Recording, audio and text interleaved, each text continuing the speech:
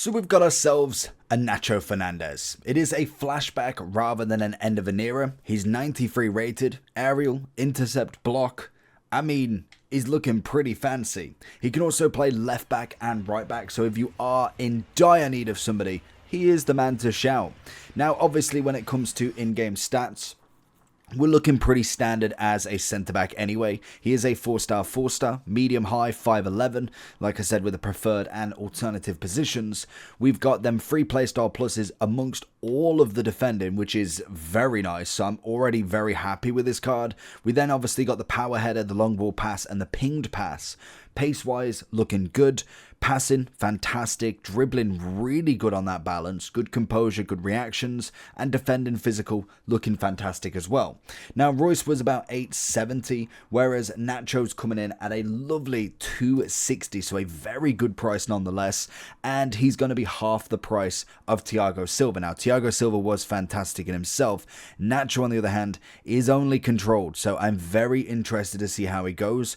Obviously, everybody's going to go for the shadow with him. 98 on that defending and 97 pace, turning him into a 96 overall centre-back. The question is the lengthy going to be the kind of the last straw of him, really? Is everything else is looking fantastic? All the playstyle pluses is good. All the stats are good. Is the lengthy the deal breaker? So we're going to jump in. I'm going to put a shadow on him and we'll get him straight into champs to see if he does fit. So he's got R9 to deal with to start with. Let's see what as P. Let's see what Fernandez can do. We're bringing the team back together. Bit of flashback as P in that red, and then also a bit of Nacho. Most definitely not a bad pairing. That's offside. Not a bad pairing to have, especially with Thiago Silva.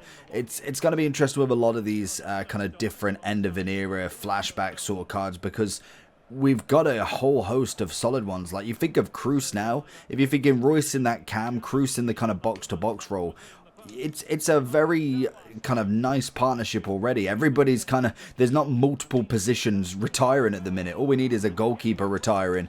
We get a little old striker going on, and we're going to be absolutely having a blast with some of these end of eras. Oh, I've changed the player. That's my fault. Good intercept, though.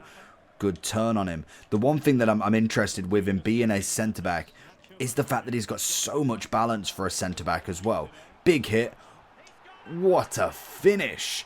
But that's going to be the big factor with him. Is the balance, is the composure, having the ball so close control going to be worth not having that lengthy element? That's going to be the big thing. That's going to be an easy pass. Offside.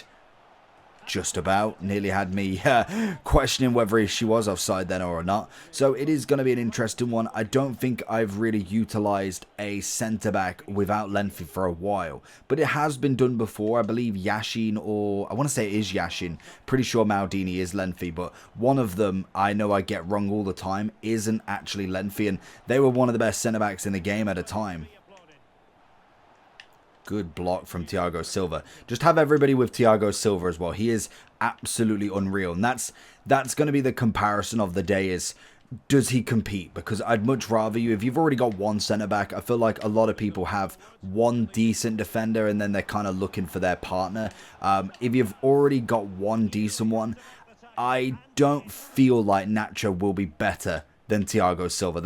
That's just purely on how good Thiago Silva truly was from yesterday. So that's going to be my ultimate take straight away. And I'd probably be happy to have said that before, because Thiago Silva was brilliant. He's just absolutely fantastic in every way. Move across here. Good goalkeeper movement from myself. But that is just the way. I think Thiago Silva was made to be absolutely meta as everything. Good block. Pushes him off the ball and then manages to pick it up nicely. Oh, I was going to say he's got to be offside, but what a ball. Oh, phenomenal. Good interception. Ooh, loses it from Oshiman. Oh no. Watching the movement.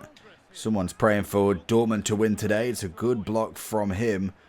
Ooh, get the inside. Look for that. Oh, go for the turn again. Oh, Soloff making the moves all the way in. Oh, it's a good challenge. Gets it just to the last nick. Nearly getting it back. Little one back. Little one back. And again. Lovely. good save from Szczesny. Okay, we're looking pretty good on the attack. Now, I don't... No, he had aerial, didn't he? So he's going to be... Oh, there he is, in fact. Go on, get to that ball. Get to that ball. Nice. Oh, did we get that? That's us. Beautiful. Beautiful. Like I said, the balance, brilliant. Absolutely lovely on that attacking zone. Get the touch. Get the volley. I think the interesting part for any of... Oh, that's poor. That's my movement more than anything. And he's gone for the wrong way. Fair enough. But the one thing that applies to even the team of the seasons, to be honest, is where do we go with the Euro cards? Because we know full well what's going to happen with footies. That's a standard. It's a final promo. It's the final progression stage. So I can understand that pretty much most cards get obsoleted by footies. That should be the case because that's kind of what we all want. The final promo has always been fantastic. They kind of really brought it to light with Summer Heat, and then last year I feel like they got it absolutely spot on. So I'm hoping they do the same. But now we've got the likes of a Euro promo, then obviously we should normally have a little fake it out. Normally we have a shapeshifter or something just before footies, which is like a Trent 97 or 96 that goes in, or icons that get to the absolute top, and then they just even more break it again. Get that block, get that block. Ooh, that's poor. I should have had an intercept or something there. So it will be interesting to see, does the team of the seasons get completely obsoleted straight off the bat with these Euro cards, or is it just another progression from what team of the season's like? Is it just a lot of 94, 95s, some good triple play style pluses again? What is the rating gonna be as Ashley Cole tries to find it? So it will be interesting. It's kind of what will seal the likes of a Nacho Fernandez's fate, because he's decent and he most definitely is one of the better centre-backs, but we've already had the likes of Konate, we've had Kayunde, we've obviously had Thiago Silva, who I think is a must complete. That's great ball. Good save again. That's a must complete centre-back, whereas I think he's just a very, very good value centre-back. He's done everything so far. I think the play styles are absolutely on point. Stats are brilliant. I can't fault the card in itself. You're going at the back, aren't you? We know you go. We know I'm going to get that there. So I think that's kind of going to be the interesting part for this, is where we go after this week. It's kind of great for the first week for a big upgrade, but what's the future of him looking like? Good challenge. Good interception. Good challenge again. So going into the overall form then, so it's coming in at 260, very good SBC, very easy to complete. You're looking at 86, 87 with team of the season or team of the week, 85 with a team of the season or team of the week, and also an 88. Now, I think in terms of value, that's absolutely spot on. If you are looking for a La Liga card, if you are specific looking for a centre-back, then he's most definitely not a bad cheap option. You've got only 14 days to get him done, so you don't quite get the level that the end of era has, which is fine because he's only 260,000. You could whip that up in an afternoon pretty easily. Now, in terms of where does he rank, because the big comparison everybody's going to have at the moment is going to be Thiago Silva, which is fair enough because Thiago Silva only came out yesterday and he was an absolute monster of an SBC. And I do think for the price that you're paying, he is fantastic value as well.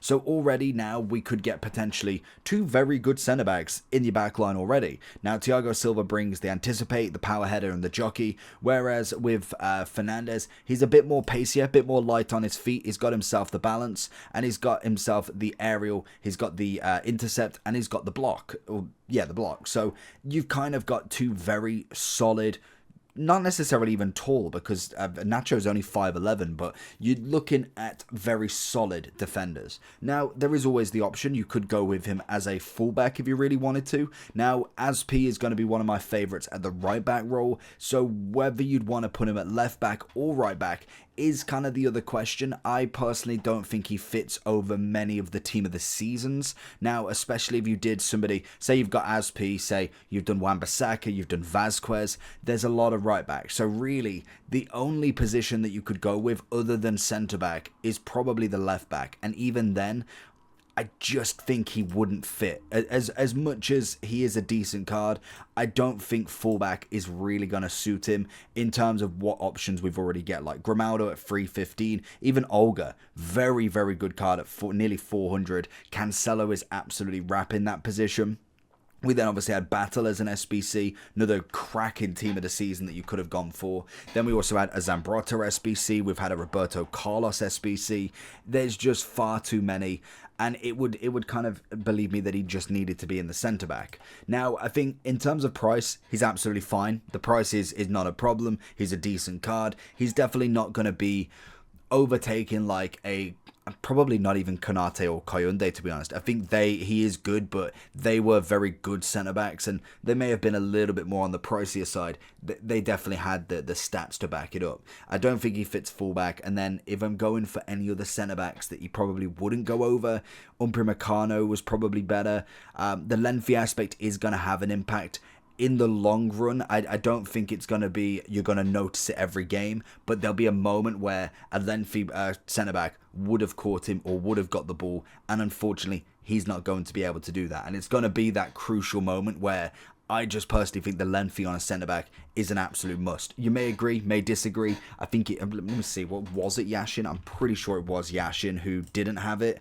Yeah, Yashin didn't have it. So at one point he was unbelievable, but he is now out of it. So I mean, it kind of comes in terms of kind of the actual meta, and I do think with Fernandez, he's just a decent upgrade rather than anything else. So let me know down below what you think about him. You may think he's the best centre back in the game. I think Shadow's definitely the way to go for him, but let me know your thoughts.